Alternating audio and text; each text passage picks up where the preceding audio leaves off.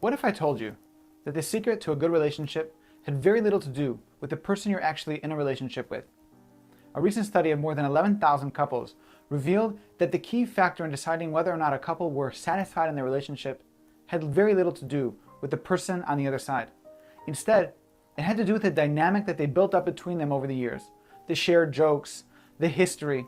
That was what really defined a couple's happiness and satisfaction in a relationship. I think this explains an incredible Gemara that we find in Masechet Yevamot. The Gemara says that when a convert comes to join the Jewish people, we tell him, don't you know that the Jews are hounded and want to be destroyed and people hate us?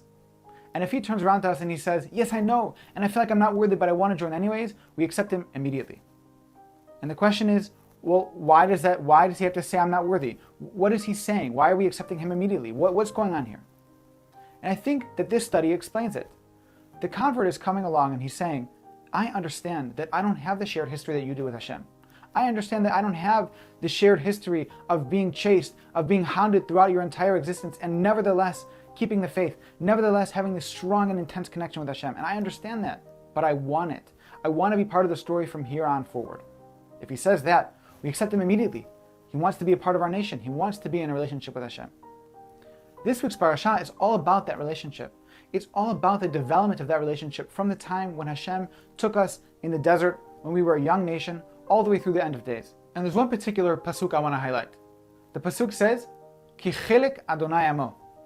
God's portion is his people.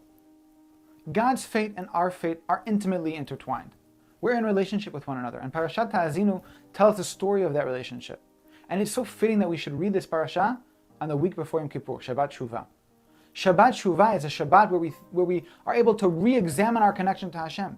Because in Yom Kippurim, we are able to renew our vows, so to speak. We're able to come back into a depth of relationship with Hashem that we haven't had for the rest of the year. Historically, Yom Kippurim is the day that Moshe Rabbeinu came down with the second luchot, the second set of luchot that he got from Hashem after Hashem forgave us for the incredibly destructive Chet HaEgel. It's the day that Hashem accepted us back into his home and said, I want to be in that relationship with you again.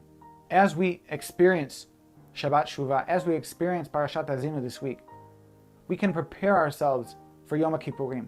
We can remember the relationship that we're in with HaKadosh Baruch Hu. We can listen to the shirah, to the song, the poetry that Hashem writes for us, the love poem written specifically for our ears. Shabbat Shalom.